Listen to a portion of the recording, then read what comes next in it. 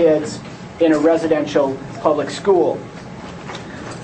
Today's lecturer, I'm pleased to announce, is Marta Ferreyra, and she is one of the most exciting and accomplished young economists toiling in the field of education reform today. She is an associate professor of economics in Carnegie Mellon's Tepper School of Business. She has published in many of the most important economics journals, including the American Economics Review and the Journal of Public Economics. She is a native of Buenos Aires, Argentina, but she speaks English better than I do. Certainly faster, too. She's won a slew of teaching awards, enough teaching awards to wallpaper an office.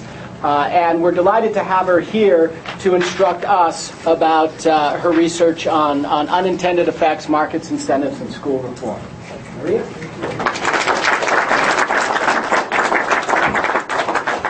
Well, thank you very much for the invitation. It's been a pleasure to be here, and unfortunately I had to leave very early today. Otherwise, I think I would have really liked to stay here a little longer. I do have to say, however, that there was a little bit of exaggeration in Patrick's introduction. I haven't won a slew of teaching awards, and I appreciate the words about being so promising and so forth. I don't think that's true either. But although I do like this kind of research very much.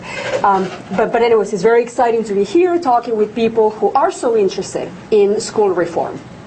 So I'm going to talk about unintended effects, markets, incentives, and school reform. So every time that I tell my friends that I'm an economist and I do work on economics of education, they ask me, well, so why do economists care about education? And the reason is that the economy needs workers, and the more productive the workers are, the higher is going to be our GDP.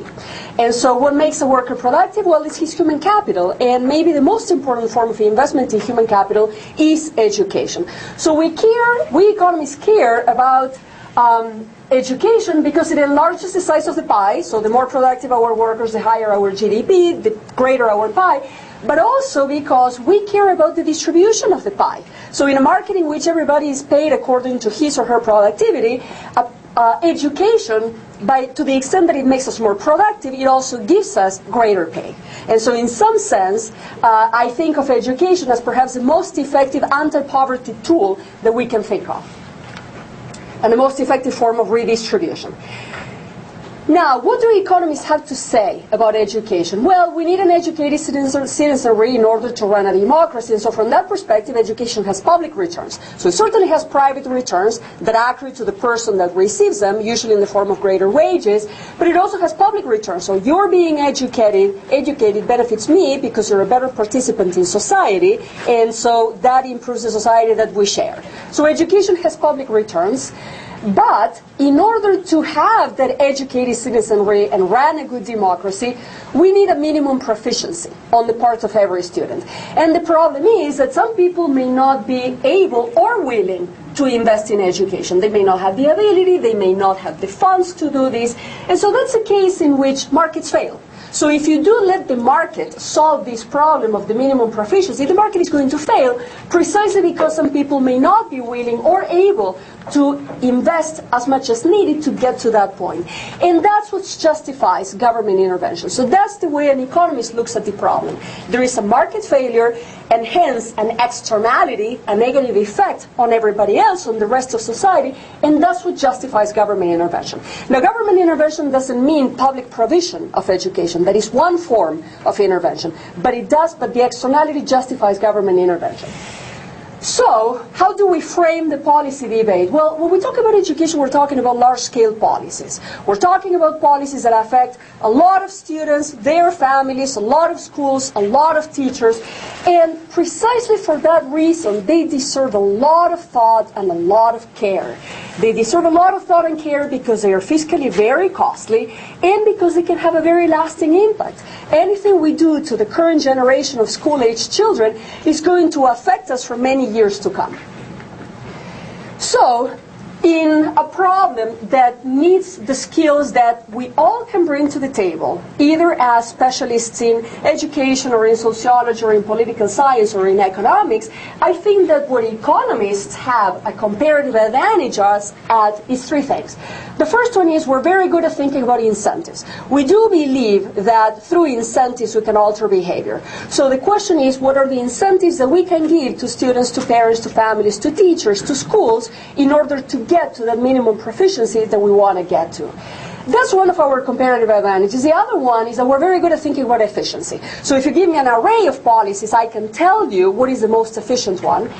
And also, I think that we're good at realizing that education policies may have unintended effects. So we are trained to think about unintended effects. So policymakers will usually think about one aspect of the problem, one solution, and miss the fact that that solution can have a number of effects. So for instance, in a system where public school funding is mostly based on property taxes, there is naturally inequality in funding across districts. Some districts have very high property tax bases, others have low property tax bases, so in some districts you're going to have high revenue per child and in other districts you're going to have low.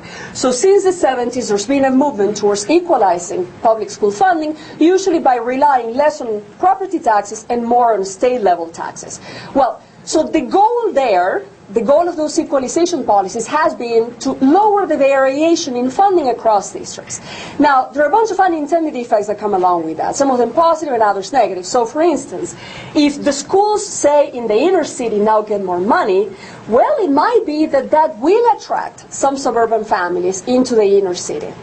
So to the extent that these families bring something good to the table in terms of the composition of the student body, that may reinforce the positive impact of the extra funding, which in turn may make other people even more interested in the school. And so that way you could have a positive circle, a positive virtuous circle. Of course, the other side of the problem is that housing prices are going to rise in the city. They may fall in the suburbs. So you're going to have some homeowners who are really happy and others who are really disgruntled. The demographic composition of the communities is going to change, both in the central city and in the suburb. But these newcomers are also going to vote in local elections, so the political economy equilibrium is going to change. All of those other effects were probably not in the radar screen of the policymaker. And what I want to argue is that we economists have a comparative advantage of thinking about those effects. And so those are what we call equilibrium effects. In other words, once the dust settles, once you let everything else happen, where do we stand? That's what we call equilibrium effects, the effects on the other markets besides strictly education. So if we want to study unintended effects, then we need to conduct model-based analysis. We need to write models. And what kind of models? Well, models, general equilibrium models. In other words, models that allow not just for school spending, in the case that I was describing before, but also for the determination of the school quality, the sorting of the students and the families across schools and districts, the demographic composition of the community, etc. Many markets at once, and a general equilibrium framework. But also I'm going to argue that our models have to include information asymmetries. So when we think about accountability, the policy of the day, accountability is all about information asymmetries. The problem that the policymaker is trying to solve through NCLB, through performance-pay incentives and so forth, the problem is that we don't exactly know what the teacher is doing. We don't exactly know what the principal is doing. So what we're telling him is, depending on your outcome, there are going to be certain, depending on, say, student test scores, there are going to be certain consequences, positive or negative, for you. We're trying to infer what these people have done based on things like achievement test scores. But in the end, we don't really know what the school or the principal is doing, an information asymmetry. So we want models that feature those two things. And it turns out that then those models turn out to be actually very complicated, models that you can't solve with pencil and paper, and so we need also computational tools to be able to handle them. Now, I come from a country where economists, in particular, and models in general, have gotten a bad reputation, and for a good reason, really. And so the question is, why do we want models? And the reason is that they discipline our thinking, and they discipline our thinking because they force us to disclose the assumptions that we're making. So once the assumptions are there, we know what the rules of engagement are. And also because they facilitate the dialogue. Once the model is there, we know exactly what we're talking about. We can't pull things out of the blue because we have chosen what to deal with in the model. So that's why we like models. They discipline our thinking and they also facilitate our thinking. In the example that I was giving you before about public school funding reform, it's just really very difficult to keep track of what happens to property taxes in these districts versus the other, and how this property tax change may indeed affect the property tax values in this place and in the other, and how that may affect the choices that people make. It's just hard to do all of that in your head. So that's the nice thing about writing down models. And another reason why we want models is because models have an equilibrium. In other words, every model in the end takes us to a place where people make their decisions. They choose schools, they choose houses, etc. And at some point everybody is happy with the decisions that they have made. That's what we call the equilibrium. And it's really important to remember that the equilibrium is an outcome of individual choices. So policymakers are not always very good at seeing this, and they do think that the reality that we observe is the outcome of, some extraterrestrial force. It's not. It's really an outcome of individual choices, but the good news is that the choices can be affected. They can be affected through policy tools. And with an equilibrium model, we can actually see how the equilibrium would change. So how do we generate and use good models? Well, we have to choose what to model. We can't model everything. And then we have to match the model to the data so that the model has empirical content. I will say a little bit more about that later. And so to do that, we rely on something called structural estimation. And then once we have a nice model that we're comfortable with, we can answer what if questions. What if there were vouchers? What if there were school funding reform? Now, if you ask me, Maria, would you bet your house on the results from your voucher paper? I would say no. Now, that means, so the question is, well, so why do you run these simulations? Because I think that they show the array of possible outcomes. So we simulate vouchers for, a number of voucher amounts from, say, $1,000 to $10,000, and we see the array of possible outcomes. I think that's what models are valuable for. They also give us a notion of the magnitude of the effects that would take place. They also help us explore policies before really trying them out in the field. And precisely because they do tell us what would happen, they help us adjust the design of policies before trying them out in the field. Now, would I say that models are the only valid research in education? No, there is research in education that is partial equilibrium, that investigates what happens when you change class sizes, that investigates what happens to school choice when you have a voucher program. So models or research that investigates specific, partial aspects of that reality, and there's great value to that kind of research. It answers questions, many questions that I cannot answer because my models have to overlook a whole number of things. I do think, however, that these type of models are complementary, or these types of research are complementary. They tell us they reveal different pieces of the problem, and in particular, in general equilibrium, we let everything else adjust. So in partial equilibrium, we learn what happens when you raise class sizes or when you lower class sizes, but everything else stays constant. Well, in the real world, if you lower class sizes everywhere, everything else is not going to stay constant. And that's exactly what the general equilibrium analysis helps us learn. You let everything else adjust, you learn about the unintended effects, and so from that perspective, I do think that these are complementary forms of research. So what I'm going to do in this talk is I'm going to describe some of my research on private school vouchers and the lessons learned from there, on public school finance reform. I'm going to talk a little bit about public monitoring of public schools in the spirit of accountability, tell a word or two about some ongoing research, new research on teachers, and some new research on charter schools as well. And as I move forward, I want us to keep in mind that roughly speaking, when we talk about discipline in schools, there are essentially two mechanisms. One of them is regulation-based mechanisms. Okay, so with public schools, we have a monopoly or a quasi-monopoly, and what do we do with monopolies? Well, we regulate them. That's very much what we do through accountability. So that's one way of disciplining schools. The other way is the market. Let the market discipline the schools through competition. And how do you do that? By enabling choice. So that's what charters and vouchers do. So that's something to keep on the back of our mind. So let me start out with my work on vouchers. So voucher is a subsidy for private school tuition. So this is an example of public funding, but not public provision of education. And so in the United States, we've had small programs, small in the sense that they don't let us see all the effects that I'm going to describe in a minute. And so precisely because these programs have been relatively small, we don't know what would happen if really large-scale programs were to be implemented in the U.S. They've been implemented in places like Chile, for instance, but not in the United States. So if we want to learn something about those really big programs, we need to rely on simulation. Okay, so what are the steps that we need to follow in order to do these simulations? Well, step number one is we want to write a model, a general equilibrium model. And so the model that I wrote extends work done by Tom Nekiva at Duke. And so in this model, we worry about a metropolitan area. So think about the metropolitan area of Chicago. And so in this metropolitan area, we say there are families. And these families differ in income. They differ in their preferences for locations. Some people like to live in Hyde Park, others like to live in the north part of the city, etc.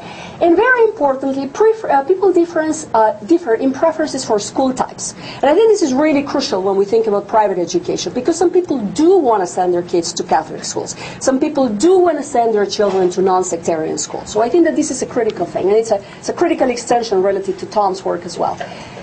And in this model, people choose where to live and where to go to school jointly, especially if we're thinking about public schools. So with public schools, the choice of where to live and where to go to school are bundled, because if you want to go to a particular school, for the most part, you have to live in the district or the attendance zone of that school. So those choices are bundled. With private schools, that doesn't happen, but it does happen with public schools. And the choices that people make lead to a certain sorting, a certain organization of people across schools and across districts. So in this metropolitan area, we have a variation of housing quality across neighborhoods. We have a variation of housing qualities even within districts. So in the metropolitan area of Chicago, the city of Chicago is a district in itself. Well, clearly there are many, many kinds of housing quality within the city of Chicago.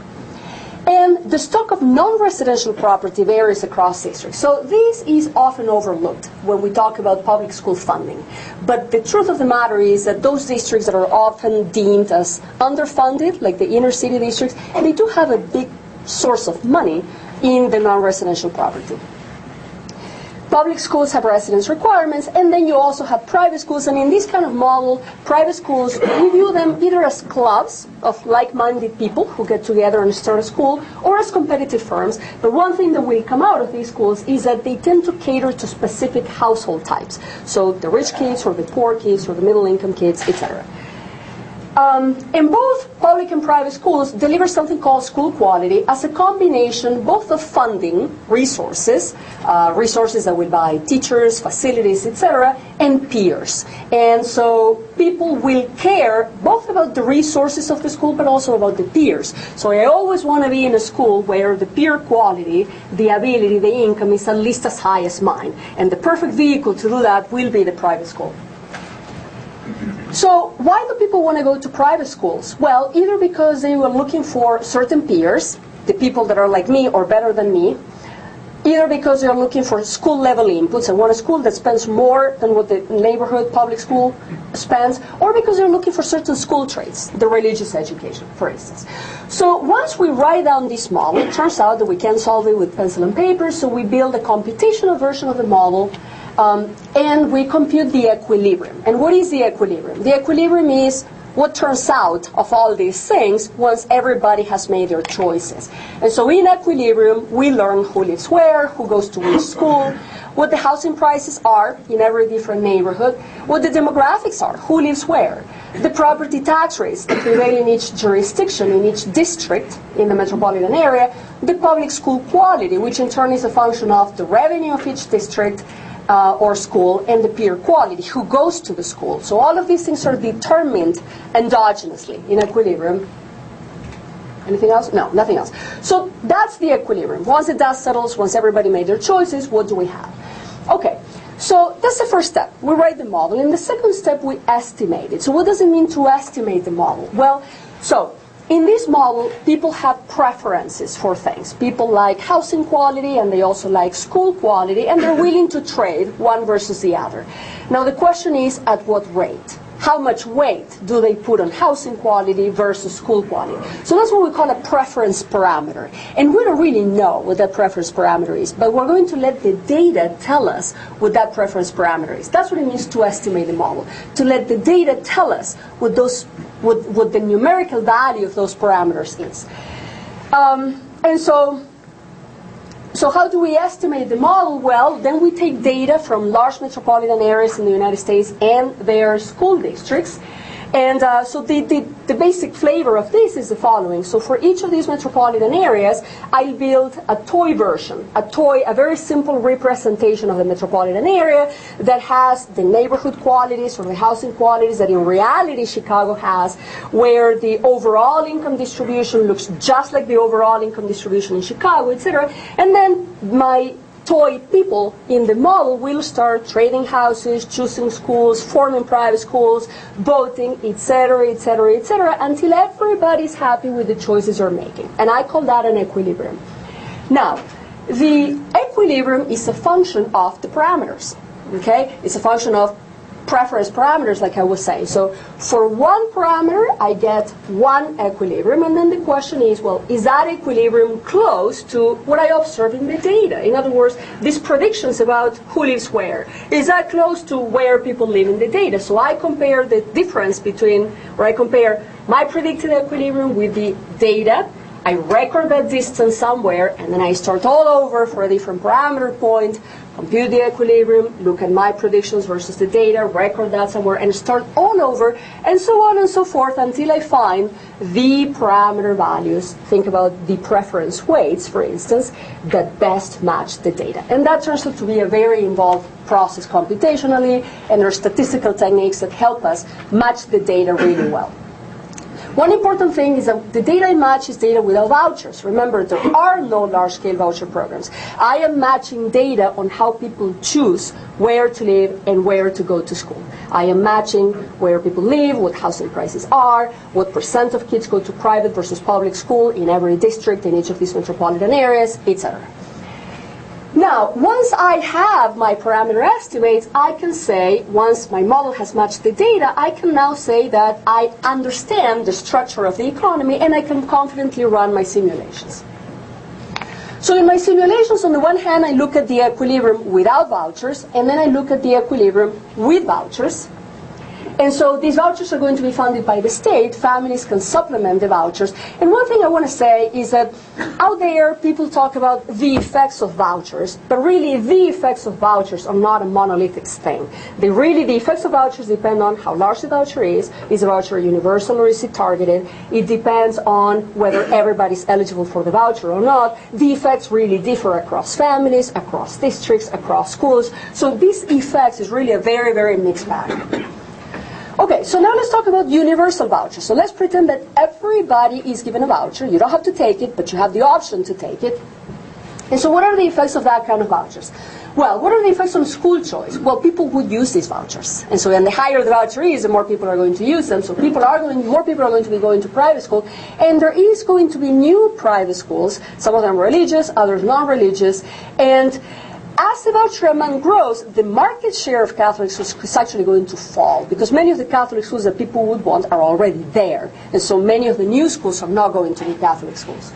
And also there's going to be more religious mixing in Catholic schools. Right now, without vouchers, the Catholic schools, for the most part, attract either Catholic people or people who really like Catholic schools, but you would start to attract a different crowd if we did have the vouchers. Who takes up the voucher? Not everybody does. So if it's a low voucher amount, it's either people who are already in the public schools or people who are on the margin between public and private schools. If the voucher amount is higher, now you are going to start reaching out to low-income families. Low-income families are actually going to use the voucher at higher rates than the rest of the population, and they are particularly going to use them for Catholic schools because the Catholic schools have alternative sources of funding as well. So the tuition in Catholic schools is going to be lower than in other private schools. But if the voucher amount is high, high-income families will also start using the vouchers. Now, all those effects fall more or less into the category of what the policymaker would have intended. But then there are also a whole bunch of other effects that vouchers have. For instance, effects on residential decisions, where people live.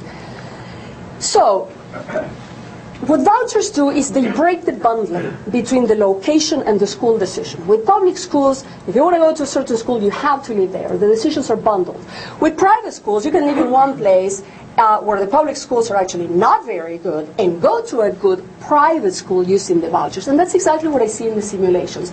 So I do see some suburban, middle, and high-income families who say the following: oh, now I am living in a public school district, paying quite a bit in housing prices and property taxes so that my child can go to this really good public school, but I no longer have to do that. I can take up the voucher, live somewhere, move somewhere where the schools are not that good, and hence the housing values are lower and the property tax rates are lower, but I can use the voucher to send my child to a good private school. And so we see this migration from the suburb to the city.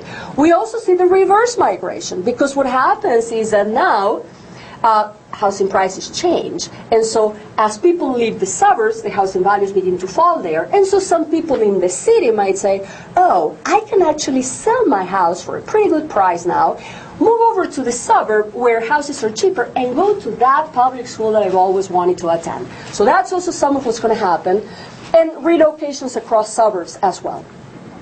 That means that you could end up having less residential stratification in the metropolitan area, and certainly lots of demographic changes that could actually help the city, the central city, very much. You're also going to have entry. If the voucher amount is low, private school entry, new private schools will primarily form in the city. Otherwise, they could form both in the city and in the suburbs. What's going to happen to housing prices? Well, in the places where the houses are good, but the public schools are not very good, that's exactly the kind of places where the suburbanites are going to try to move in. And so in that kind of places, there are going to be capital gains. So I can think of, I live in Pittsburgh, so there are many neighborhoods in Pittsburgh where housing is good, but the public schools are lousy. And so that's the kind of places, and so those houses are relatively inexpensive precisely because the public schools are not very good. That's exactly the kind of places where there would be capital gains, because the voucher takers would want to try to buy those houses. Conversely, other people are going to experience capital losses. So there's fascinating evidence from one of these referenda in California where they tried to pass universal vouchers. And this evidence tells us that homeowners in really good public school districts rejected, for the most part, that proposition trying to have universal vouchers because they saw this coming. So people do think in general equilibrium terms, even if the policymaker doesn't. So, what about school quality? Well, it turns out that for the most part, most household gains with a moderate or high voucher amount, but the amount of the gain varies tremendously across districts and types of schools. So let me tell you a little bit, let me give you the flavor of this variation.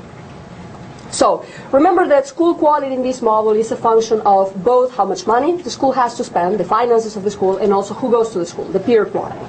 So what happens to public school finances when you have vouchers? Well, many things happen, and so it's not obvious what happens to the revenue per child. So for instance, one thing that happens is that with vouchers, more people go to private schools, there's less political support for the public schools, and so that would lead to lower property tax rates. That surely would hurt the public schools. The problem is that in some cases, the property values are going to go up. So it is true that you have lower property tax rates, but the property values go up, so in the end you might end up having more property tax revenue altogether. You still have the non-residential property. That's really a free subsidy to the public schools. And you have fewer kids in public schools. So that surely would help the public school revenue per child, because the numerator is going up, but the denominator is falling. The outcome of all this is that per pupil spending can really rise or fall. So it is not true that per pupil spending would definitely fall under vouchers. The public school can actually end up with more money per child as a result of the vouchers. And the effects differ by district and voucher amount. So for instance, in the central city, think about the city of Chicago, if the whole metropolitan area were to receive the voucher, in the central city, when the voucher is relatively low, this effect prevails. So what prevails is the fact that all these suburbanites now live in the city and are not going to support taxes for the public schools. So this effect, for a low voucher amount, that's going to depress per pupil spending in public schools. However, as the voucher amount grows up, what's going to dominate is the fact that the property values are rising precisely thanks to the voucher users, and there are fewer kids in the public schools. So now we have higher property values, property taxes are lower, but we also have fewer kids in the public schools. So in the end, we could really end up with higher per pupil spending. That's on the funding side. What happens to the public school side, the peer composition? Who goes to the public school? Many public schools are going to lose good peers because of the vouchers, but others are going to gain them. Okay, so think about this urban family that, thanks to the fact that housing prices are lower in the suburbs now are able to go and move out to the suburbs. So some places are actually going to gain good peers.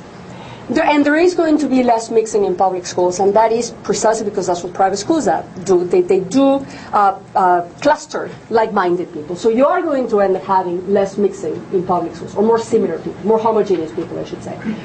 So at the end of the day, what happens to school quality in the population? Well, if the voucher is relatively large, it turns out that most people gain. But the interesting thing is that they gain either because they go to a private school or because they go to a public school. Once again, think of the urban family that can now move to the public school in the suburb.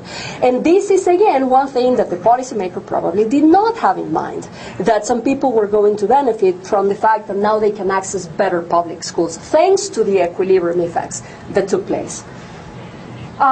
The other thing is that for the most part in these simulations, high-income people lose, and they have everything to lose because they had good schools to begin with. Now they're suffering capital losses. Their houses cost less in the market now.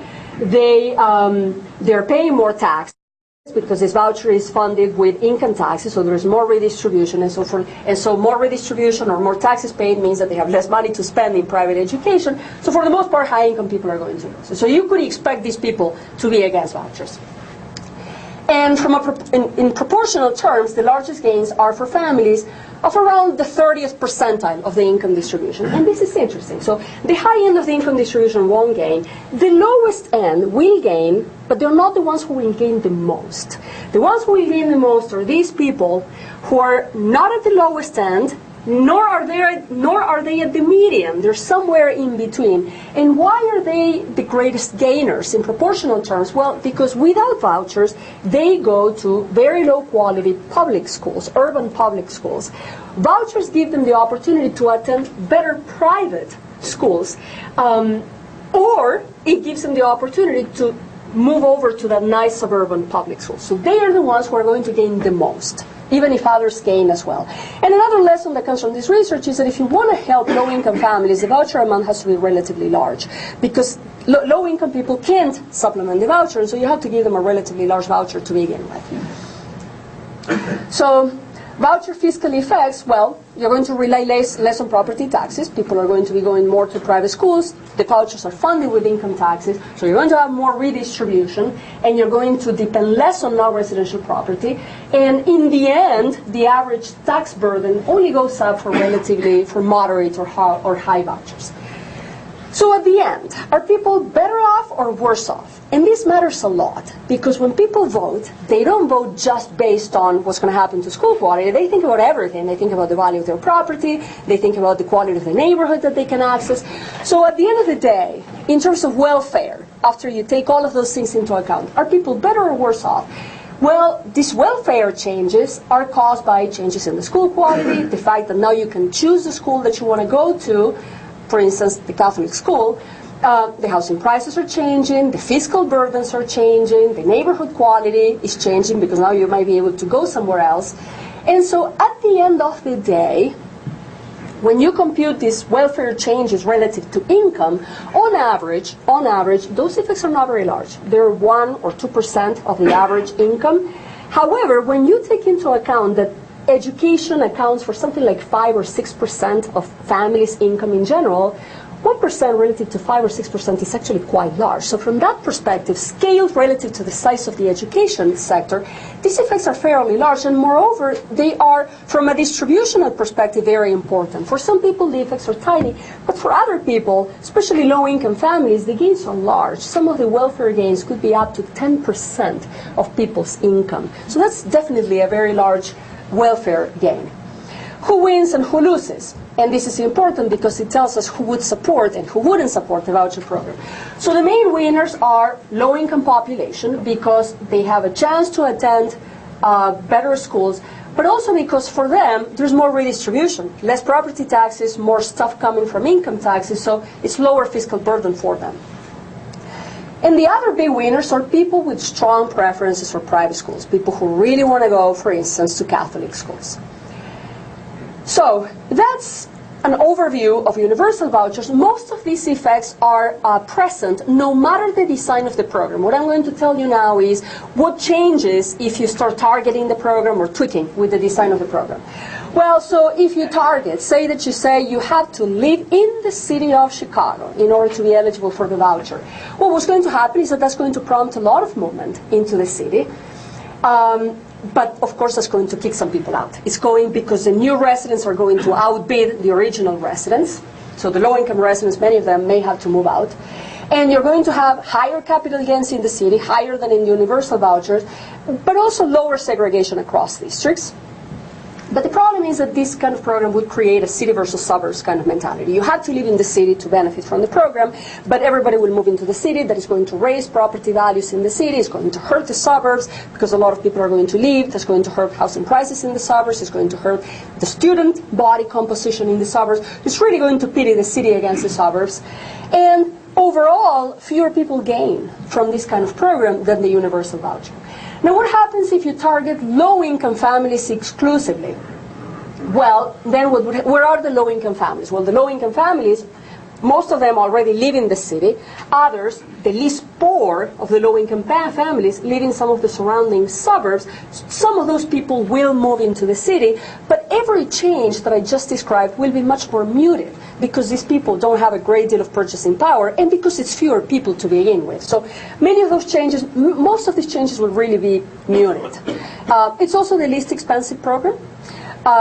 It's the most effective program for low-income families, but it doesn't benefit anybody else.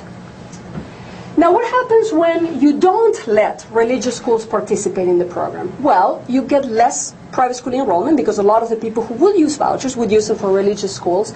The religious school enrollment declines when the voucher amount rises. So in the absence of vouchers, who goes to a Catholic school? Well, either the people who really, it's the people who really like Catholic schools and the people who can pay for them. Well, now if there is a subsidy for the non-sectarian schools, many people are going to start leaving Catholic schools. And in some sense, that's exactly what charters have done to Catholic schools. So the religious school enrollment is going to decline as the voucher amount rises. And you might say, well, so what? Well, what happens is that there are fewer people choosing their best match. There are people who, under a universal voucher program, would go to a Catholic school because that's what they want to do. So now they are choosing under constraints. Of course, there's going to be fewer opening of new schools as well. Fewer families would benefit. And who are the fewer people who would benefit? Well, fewer low-income people would benefit. Don't forget that Catholic schools do offer a service for a lower amount, for a lower tuition. So fewer low-income families would benefit. But certainly the families who have strong preferences for religious schools would not benefit, or they would benefit at a lower rate as well. And now you might tell me, sure, we didn't need a model to figure this out, that restricting the vouchers in this way was going to hurt these people. So what? Well, where do we go from there? Well, so why is this an important finding? Well, the reason it's an important finding is because there is a long tradition of federal jurisprudence here by which parents have the right to choose the type of education that they want for their children. And at the federal level, when the Cleveland voucher program was challenged before the Supreme Court on the grounds of breaking the separation between church and state, the Supreme Court actually ruled that the voucher program was entirely neutral with respect to religion. The idea was the voucher program gives people a voucher, and then people choose where to go. And if they choose to go to religious schools, that's really not the intended effect of the program. And that it was a program of true private choice. So it wasn't a program that was really sponsoring Catholic schools per se. Now, so at the federal level, the ground is clear. The legal battlefield now is at the state level because so many state constitutions have these blatant amendments that are hostile to the idea of public money being used for religious education. So that's an overview of the research that I've done with vouchers. And so then I have also done some work on public school finance reform. So we talked a little bit about public school finance reform. This is a movement that started in the 70s in California. By now, most states have enacted a form or another of this type of reform, usually with the goal of lowering variation in revenue across districts. So it's an idea of equity, but also to lower property tax burdens. So in many states, that was really the motivation. And how do you do that? Well, you rely less on local property taxes and more on state funding. So this is also a large-scale reform. It affects typically entire states, many school districts, and hence could affect other things besides education. So in the case that I was mentioning at the beginning, it could affect who lives where, it could affect housing prices, it could affect the very quality of the public school. And in fact, you could have demographic changes really magnifying the improvement, right? So if it is true that money attracts people, more money, say, in the city attracts people to urban public schools and to the city, well, maybe these people are really a beneficial presence in the city. So there could be general equilibrium effects that could actually help or further the cause of the program. So what I'm trying to say here is that precisely because it's a large-scale program or reform, you need equilibrium models to think about them as well. So in work that I've done with one of my colleagues, with Danny Seppel, we looked at school finance reform in Michigan. So this is a reform that was enacted in 1994, and that had two components. One of them was centralizing revenue at the state level. So remove the burden of raising money from the districts and move it over to the state, and that raised revenue for the poor districts and capped it for the rich. So it's not perfect equalization, but it brings up the lower tail and it caps the upper tail. And there's also a property tax reform component. So if the district is no longer responsible for raising money, well, now we can lower property tax reform, we can lower property taxes, and we can raise state taxes, sales taxes in the case of Michigan. So, in this paper, we focused on the Detroit metropolitan area because that's 41% of Michigan's population, and the approach in this paper was a little different than in the previous one. So, in the previous paper, the idea was let's produce a model and then let's see what would happen if we had vouchers. Why did we have to do that? Well, because we don't have very large-scale vouchers. Here, the approach was let's write down a model.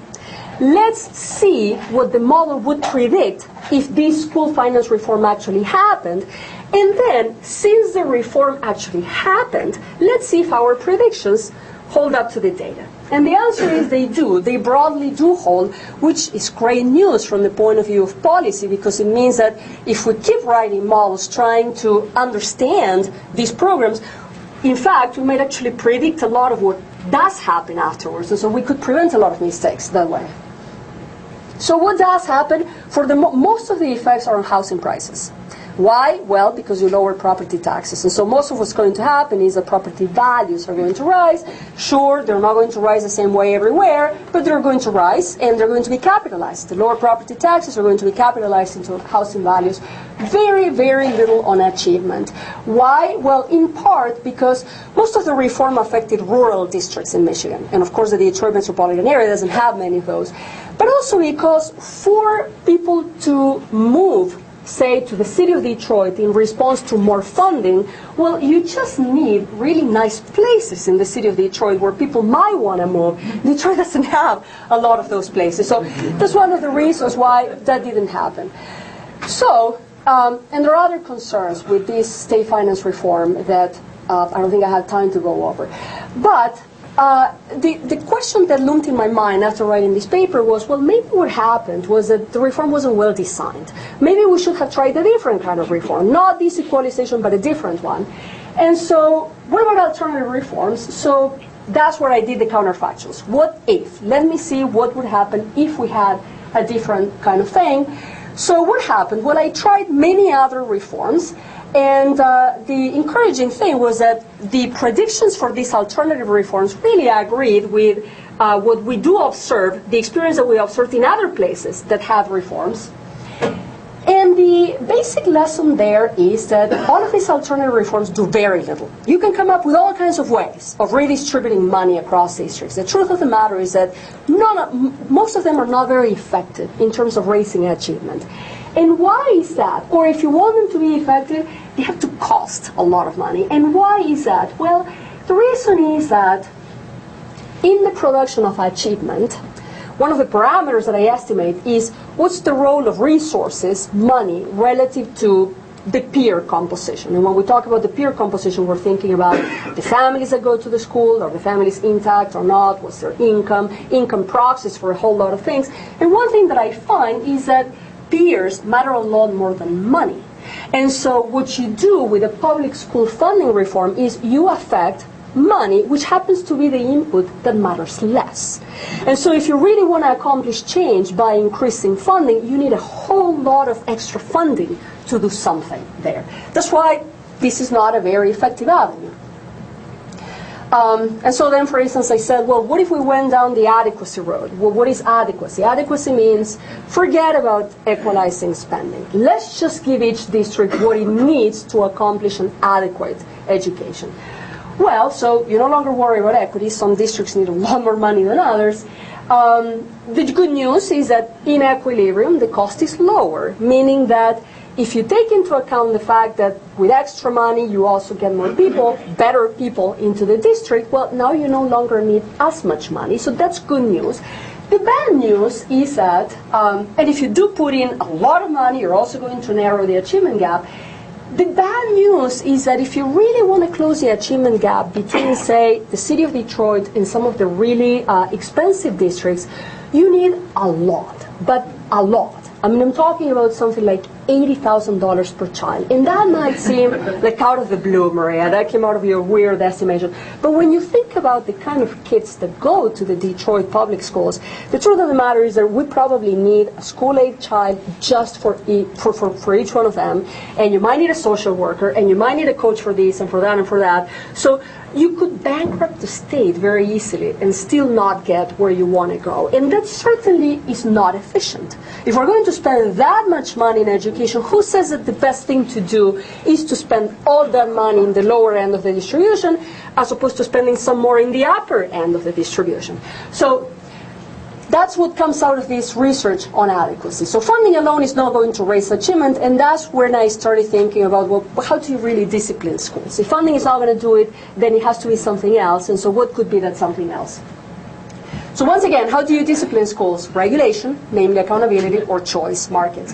And so in some other work that I've undertaken with my colleague Pierre Leon, what we've realized is that most of the accountability and related to accountability programs really deal with a problem of information asymmetry. No one exactly observes what goes on in the school. And so, and the school knows it.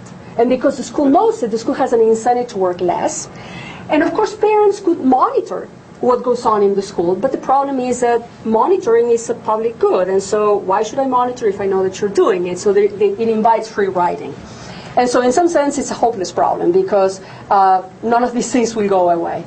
And to make matters worse, this information asymmetry is embedded in equilibrium. In other words, who goes to the school matters a lot in terms of how much the parents monitor. So if I am part of a community where everybody monitors, I may be more motivated to monitor more. In turn, that will force the school to work harder, whereas the complete opposite is going to happen in other schools.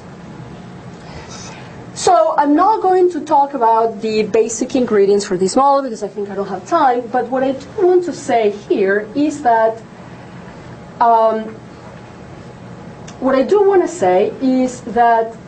let me talk about some of the few lessons that emerge from this. So let's imagine that we tell the public school what inputs to have, right? So we tell the public schools you need to have this kind of high-quality teachers or the highly qualified teachers, and you need to offer this and this and this. So we give a standard, an input, an effort standard to the public school. So what do we find? Well, first thing we find is that what that standard is critical. Because the public school, unlike the private school receives a tuition that is determined by the market, whereas the public school receives a fixed amount of funding that is not determined by the market. And so if I give you fixed funding, I have to be really careful with how much I ask of you. So the choice of this public school effort standard is critical. That's issue number one. Issue number two is, if you let the school choose how much it's going to offer, what is the school going to choose? Well, it's not going to choose something that is too low, because then it's not going to get enough students. And the school needs to get money and students in order to be able to generate income, maybe even to redistribute the income across its various constituencies. And if it offers too much, the problem is that it's going to attract students that are too good from families that monitor too much. So you want to have something in the middle. And the interesting thing is that when we take this model to the data, we find that the public school effort standard that prevails in the data is actually very, very close to what the school would choose for itself. Even more interestingly, when we run a few simulations to try to see what the parents would choose if they could choose in terms of the standard, we find that what the school chooses, what happens to be what we find in the data, is actually below what the parents want. So that tells us that in the real world, the schools seem to have a fair amount of influence on the standard that they set for themselves. And this is obviously a little problematic. And the same thing is true for funding. If you let the parents choose how much money they want to give to the schools, they will never choose as much money as the schools actually get. Other things that we learn here are the following. Well, so in light of all these things, do we want regulation, do we want accountability, or do we want markets? Namely, let the parents choose. Well, so what we find is that if we monitor the schools through accountability, the schools are going to work harder, public schools are going to work harder. That in turn is going to attract better students. So far so good. But the problem is that if I know that the state is watching, why should I, the parent, watch? And so the public monitoring can actually crowd out private monitoring. And furthermore, if these new coming parents are going to monitor me, the one who was already there, I can relax a little bit because the guys who came are more highly educated or higher income, let them do the job. So in the end, you can actually have less parental involvement that you had at the beginning. So I have a colleague, a macroeconomist, who thinks that that's exactly what happens with financial regulation. When you, the customer of a financial institution, know that the Fed is watching and is guaranteeing the deposits and et cetera, et cetera, et cetera, you just get less involved. You don't learn a thing about bank's performance. And I think that that's sort of what's happening here. And also, of course, public monitoring is costly. And so that also factors into welfare. What about vouchers? Well, vouchers would raise achievement for voucher users. They could lead to fiscal savings. However, non-voucher users suffer. And they suffer if they stay in public schools, and they also suffer if they go to private schools. Why is that? Well, the low-income segment of the population, if they stay in public schools, they suffer because the better peers leave. They leave for private schools. And so that means that from the point of view of peer quality, the kids left behind suffer. But they also suffer because the peers who are leaving are the parents who used to be really involved in the school, the parents for whom it was easier to monitor. So vouchers could hurt the low-income segment of the population if they stay behind in public schools. But they could also actually hurt them if they try to go to private schools. And the reason is that this low-income, low-educated segment of the population, for that part of the population, it's actually harder to monitor a school. They have less time, or they don't really know what questions to ask. And so if you're going to go to a private school, but you can't tell how well the school is doing, you have a problem. In that case, the voucher may not really be solving the problem that you were trying to deal with. So, once again, do we want regulation or do we want markets? Neither of these two things seems to do all the work. Well, accountability relies on public monitoring. Remember, the problem is we don't exactly observe what the school does. We need to monitor the school. In accountability, it's all about public monitoring. In vouchers, you also have monitoring, but it's private monitoring. Me going to the school, I'm going to monitor what the school does. And vouchers also rely on choice and competition. And this is very important. If the public school gets a fixed amount of funding that is not competed away, whereas the voucher is taken to a private school that has to compete against other private schools, so the tuition is competitive. So the room for rents in the case of the private school is actually much smaller. Competition eliminates rents, and so leads you to greater efficiency. Now, are accountability and vouchers complements or substitutes? Well, for some people they are substitutes, but for many people they are not. For the people for whom it's really hard to monitor, to tell what the school is doing, vouchers are certainly not a solution. They're not substitutes for a segment of the population. Now, no single tool solves the problem. So we like to think about the magic bullet. That doesn't exist. No single tool solves the problem because each of them has unintended effects. If we try to do accountability, the problem with accountability is that it invites crowd out of private monitoring. It also invites some families to free ride on the monitoring of the others, so in a way that undermines the original purpose of accountability. So accountability by itself doesn't solve the problem. Vouchers by itself don't solve the problem, because for some people it's too hard to tell what the private school is doing. So what that says is that each of these tools has unintended effects. Each of them tries to fix a problem. The problem is that when you fix a problem, you create another. That's what you learn by working with an equilibrium framework, by letting everything else adjust. And so a combination of tools would actually do better. And what do we mean? Well, let's give people vouchers for private schools and monitor what the public school is doing. But the fundamental thing that we learned from this paper is that we want to give people tools to monitor their schools. We want to lower the monitoring costs for people. And so it's not that we want to regulate what the private schools are doing, but we want to create information so that the parents can tell how good these private schools are. In that sense, a combination of choice and monitoring, in the sense of making information available to the parents, is always going to defeat pure choice or pure regulation. The other thing with regulation is who regulates the regulator, right? So we trust accountability, we want to trust accountability, but there's always a problem of who regulates the regulator. So on some, one last thing that I wanted to say here is that, once again, regulation or markets, well, in that horse race, there is no clear winner. It's a combination of things. That's what we want. But then, of course, there are all kinds of other reasons to support markets. People might want a school not just because it produces high achievement, but because it teaches values, because it teaches religious education. That's something that we're not dealing with here, but that's always something to keep on the back of our mind. Okay, so last thing is, so I'm doing some work right now on teachers. That's another case of information asymmetry. So teachers are the most important school level input. There's a great variation in teacher effectiveness, but it's very, very hard to predict who's going to be a good teacher at the moment you hire them. And then on top of that, in public schools, we don't reward teachers based on how effective they are. So I'm working on, this is very, very recent work, with my colleague Pierre Lian, where we're trying to model the entry of teachers into the profession, where we're trying to model the fact that both the teacher and the principal learn how good the teacher is on the job, and the teacher gets better over time. And so that will lead to a model where some teachers are going to be retained, others are going to be fired. And the idea is that if we did pay teachers by performance, we would see them taking jobs in different places. The sorting of teachers would be different, and the sorting of the students, of course, would be different as well. And the goal is to look at the effect of alternative teacher policies on how teachers sort across schools, how they enter and exit the profession, how the students sort, and student achievement.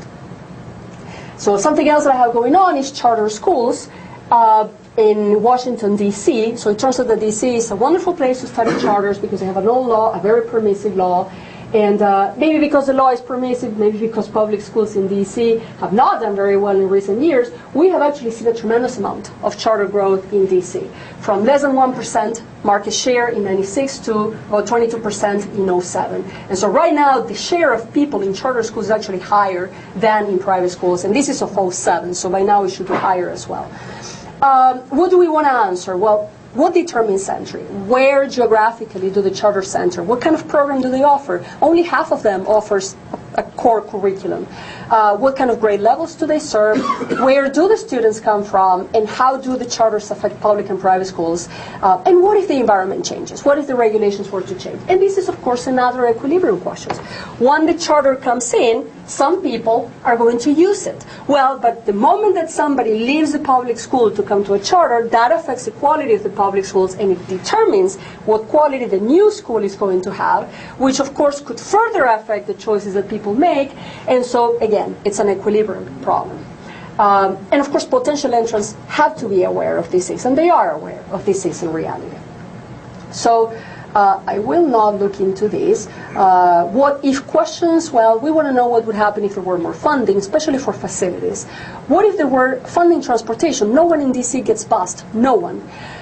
What if charter admission policies were to change, or if the authorizers' preferences were to change? So, for instance, in DC, vocational high schools among charters are very popular, but we're told that the authorizers are no longer interested in them. And so what would happen if the authorizers began to turn down vocational schools?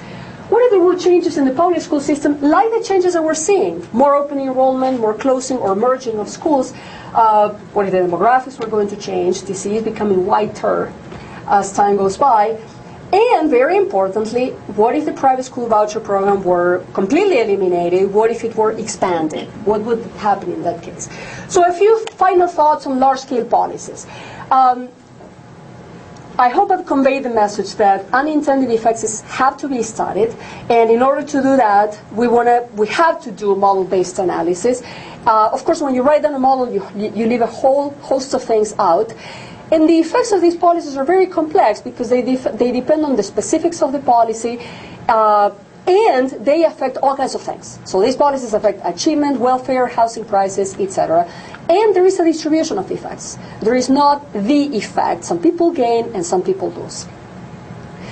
So at some point I tried to step back and say, well, if I had to suggest ingredients for a large-scale reform, what would I suggest? First thing is a combination of tools. The problem is too complicated to tackle it with just one tool. And so I would definitely want to allow for choice, and I would want to have the right regulation. And by that I mean things that make it easier for people to monitor themselves, the schools. What kind of choice? Well, vouchers, because parents may want private schools for things that only private schools can offer, like the religious education. And interestingly enough, it's important to keep in mind that vouchers can have other effects on the community. And in the case of charters, we certainly want friendly legislation, but we also need a friendly environment. So DC has a very friendly legislation, but it's very hard for schools in DC to get a building. In the meantime, the District of Columbia Public Schools has a whole bunch of vacant buildings sitting around, but they won't make them available to the charter. So not only do you need the friendly legislation, but also the friendly environment. I would also give extra funding only if there were extra incentives and monitoring. And the other thing is that we have to find the political mechanism, the collective choice mechanism that makes it easier to bring public school standards and funding closer to families' preferences, because the research that we've done says that those things are much closer to what the school wants than what to the families would choose. Okay, thank you for putting up with me going over time. Thank you.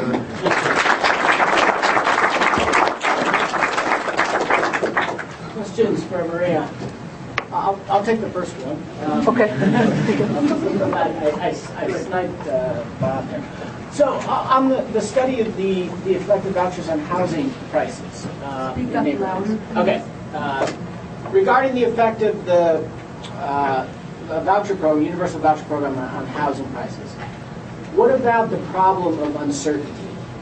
Because basically you would for that kind of equilibrium to develop, a lot of people would have to sell their houses and move and buy new houses. If there's if they're doing it based on a public policy that's controversial, like say vouchers, wouldn't there be concerns that they wouldn't be willing to make those kinds of commitments because the program could be revoked? Right. So, of course, there was a concern that the referee of the paper had. And so, in response to the referee, I had to address that. And so, one way of addressing that is saying, well, there are mobility costs. In the short run, you are not as mobile as in the long run. And what that really means is you can take the voucher, but you can't move. And so what I find in that simulation is that many of these effects that I'm talking about are much more muted, and there are almost no changes in housing prices. So you're right. I think that simulation illustrates what would happen if for some reason people stay put, either because there's uncertainty or anything. So I think the message from that simulation is that for these effects to be unleashed and hence to reach out to more people, there has to be a certain predictability in the policy. Yes. But then the other thing, just a second, but then the other thing that I find interesting is that in this other evidence that Eric Brunner and John Sonstily have generated for California, I think it was Proposition 8, I can't remember, there's so many propositions in California, but I think that when the voters in California decided whether or not to have these universal vouchers, like I said, good homeowners in good school districts voted against the proposal, and so in some sense they saw this coming, and they didn't seem to worry about whether the program was going to stay or not. Just in case, they voted against it. So, yes. I love these. They really set them into walking talks. It's really fun. I really want to read the papers.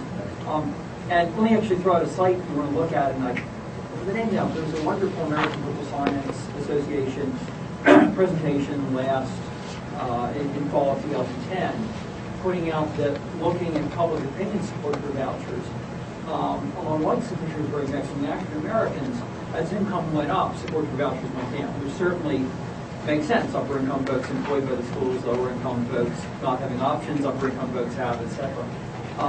Having said that, let me throw out, I've been doing work in Arizona for 15 years now. And Arizona for a long time, there's been some fits and starts, for a long time, has mostly had very low barriers to entry. And back in the 90s, my collaborator Scott Millman and I, my people, would all argue about at what point would charters stall.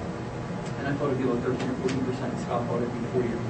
And it's been about 10%. And what strikes me is I wonder if in simulations you're overlooking a couple of things. And one is there's certain institutional stickiness that people just kind of go with what's nearby. And a second one is that public schools are sort of, I'm not a geek, I want better schools, academically. But in general, public schools are sort of okay serving median kids. They don't do very well serving at-risk or gifted kids. And that's been a lot of what charters are taking.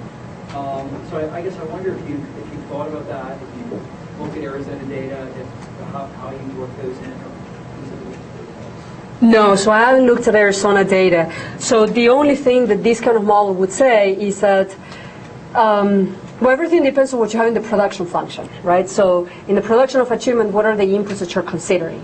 And these models are very stylized because, in part because of data requirements, really. And so what you say is that achievement is a function of spending and peers. And so from that perspective, the only way you can do better, improve achievement, is either by having more resources or by bringing in better students. So if you ask me, do you think that's is that a production function you believe in? No, I do think that there are more things that go into production of achievement. And like I said, in these models, I couldn't take them into account largely for data reasons.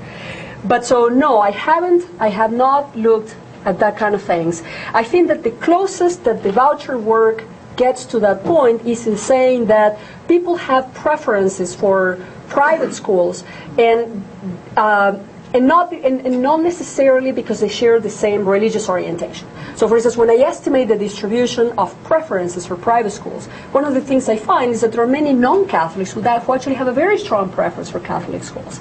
And why is that? Well, the model is silent about that, but the data does reveal that. And so why is that? Well, they like something that the Catholic school offers. And so in the simulations, what I see some people who are leaving public schools that are not terrible, going to a Catholic school that in terms of achievement will give them less, but will give them more of this stuff that the Catholic school offers, and the families want that. Let me try something else. Scott Mellon and I have a piece in 2009 in Journals for Choice, another one in 2001 in the College Record. What drove a lot of the charter stuff in Arizona was district school leadership that treated kids and parents like dirt. We have actually good opinion measures on that. That was the one variable that really drove the charter market. How the principals treated the parents. How the principals treated both teachers and parents. Well, I do think that. So I was talking about a problem of information asymmetry. We don't really know what the school is doing. That problem is very severe in public schools because you're so far away from whomever makes the decisions. And so that's another aspect in which when I was talking about both accountability and vouchers relying on monitoring, but vouchers rely on private monitoring. Well, private monitoring is easier because you're monitoring something that you can walk into, go and talk with the principal. And so that's an aspect. And I think that the same thing is true about charters. You don't have that in public schools. Yes? So as you were just saying that this is not an accurate description of a production function. Right. And we know some of the things that are missing from that. And so I was wondering if you might make certain assumptions about some of the other things that would go in there and see what happens under some different additional assumptions. So the model is achievement is a function purely of funding and peer quality. Right. But we know that there's also motivation to use funding effectively, right? That's a very important part of this. Right. And so the finding that that vouchers would hurt achievement of students remaining in public schools is largely driven by the exclusion of this motivation from your production function. I agree. So, and you say, well, I can't include that because I don't have data on that, which is fair enough. But what if you were to make some assumptions about that, and then how strong of an assumption of improved motivation would you have to make in order for that deterioration in public school quality to go away? Right. So two things in response to that comment, which is a very valid comment, by the way. So one is that in work preceding mine, Tom Nekiva said the following. He said, okay, it might be that now that all the schools are more homogeneous, because that's really what you accomplish by providing choice, it might be that now the teachers can focus on these kids that are left behind better. So a lot of what the choice detractors will say is that you're cream skimming, you're taking the best kids out of the public schools, or the most motivated kids, and leaving everybody else behind. Okay, but now that you are left with everybody else behind, now you can tailor your teaching to those kids exclusively, and those kids may have very different needs. And so Tom Nekiva did introduce that in a very stylized way, and then he did find that indeed the public schools don't lose quality as much as they would if you don't include that effect. So that, and the assumptions were something completely believable. And in fact, we do know, unfortunately, we don't have evidence, as far as I know, in the United States as to the power of teacher targeting.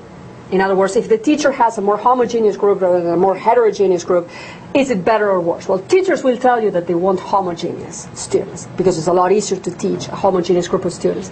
But we do have evidence from the third world, from randomized experiments conducted, I think it's in Kenya, this work by Michael Creamer, that tells us that that achievement is higher when the teachers can work with more homogeneous groups of students. So I don't think one needs to make very heroic assumptions to deliver what you're talking about. That's one thing. And then the other thing is that for the charter data, we actually have better data, in part because it's more recent data. So we have better data on achievement. And so what we're going to have data is fixed effects for the schools. And that, I think, will take us further along.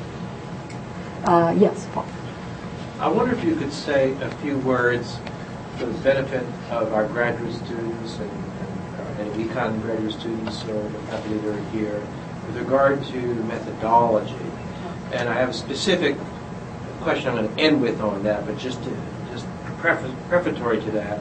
Your methodology, which I'm somewhat familiar with, and it's fascinating methodology, is neither of the sort of old-fashioned pencil and paper, simplified models, theory models that guys like Lowry and I, did through a good part of our career, nor is it of the very intensive econometric variety. It's pushing on a different margin entirely, which is to take these simplified models and make them more realistic, add a lot more equations, a lot more flesh to it.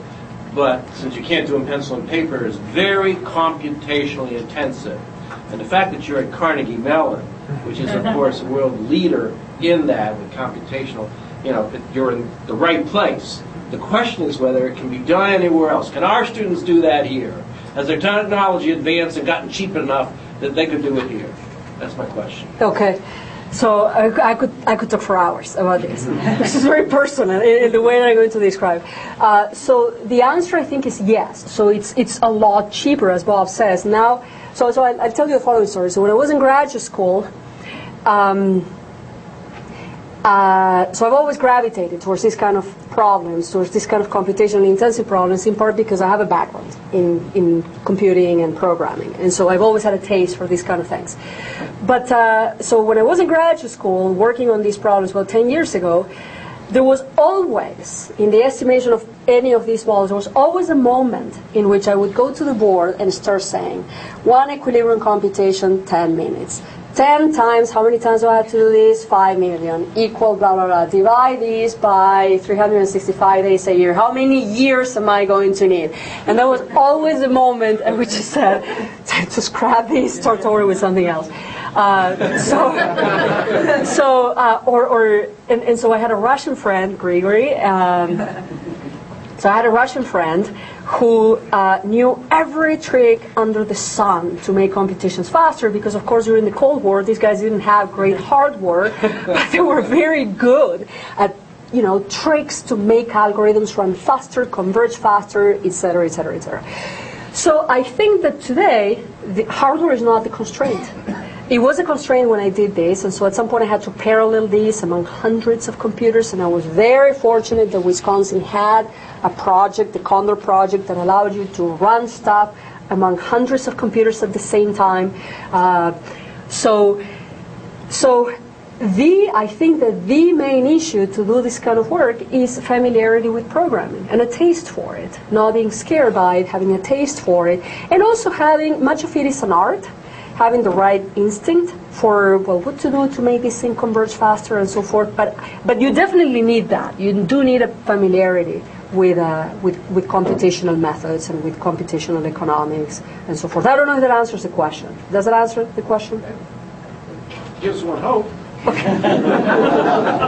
Okay, one last We do have the question. Star of Arkansas that does the parallel computing. Okay. Okay. So Okay, Amy two more Avon of questions. computer science runs. Could you speak up, sir? Amy Avon in computer science runs the Star of Arkansas, which is a large-scale supercomputer that does all the parallel processing. So we certainly have the access to run these things. It's risky work because it takes so long to get to completion. And there's always a point at which, it's critical to compute an equilibrium. And what if the algorithm doesn't converge? And in these models, you don't have existence results. You don't know whether there is indeed an equilibrium. And so if you can't find it, it's because the thing doesn't exist or because there is something wrong in the algorithm.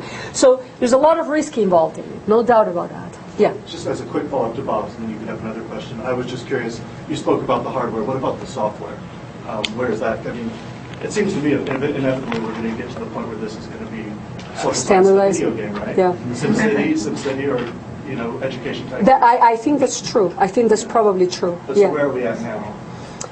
So as far as I know, that doesn't exist. We turn in, when you write these papers, like for instance, this particular journal asked me to turn in all my code. However, is that going to help you? No. If you don't know how to work with that language and What language do you use? it's C++ because it runs very fast, and so it's probably not going to help you very much. No, at this point, it's for the most part a personal investment. Yeah. So.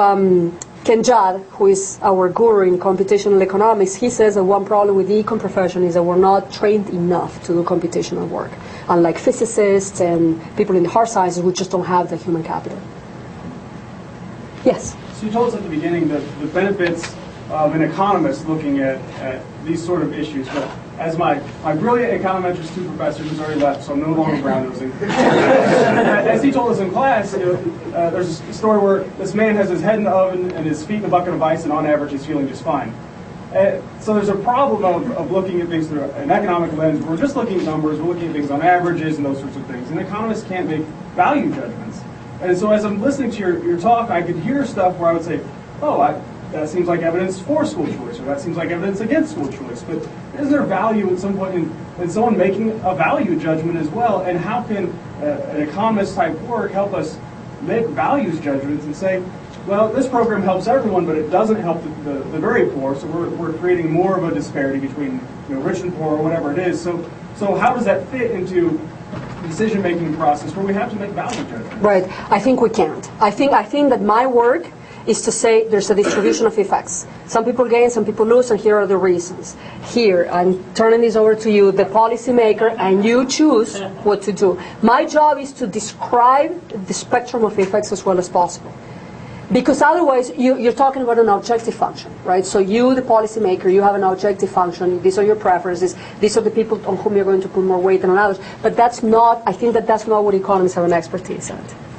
So I think that the answer is, I don't view that as my job. Yeah. Okay, Maria answered that one so efficiently we could take one more. One more. Well, I do have one. If the examples that you gave are in metropolitan areas, have you looked at, like in Arkansas, we have maybe 8 school districts that would be considered urban or metropolitan. Could you make predictions on what those outcomes would be in states like Arkansas? Have you done that? So all the metropolitan areas in my data were in the Northeast and in the Midwest, in part because I needed a lot of Catholic schools. My first reaction there would be that in places where you tend to have these larger school districts, so here a district is a county, right? Mm-hmm. No? Oh, okay. So, but in general, where you tend to have larger metropolitan areas, there is, if at all, you would have more scope for private school penetration. The reason is the following. So in a place like Pittsburgh, in a small geographic radius, you have something like 50 school districts. You have the city and a whole bunch of suburban districts, so there's a lot of choice just in the public school sector. And so in that kind of case, there is less scope for private school entry because there are so many public school choices already. Whereas in a place like Arkansas, there may be more scope because you have fewer public school choices.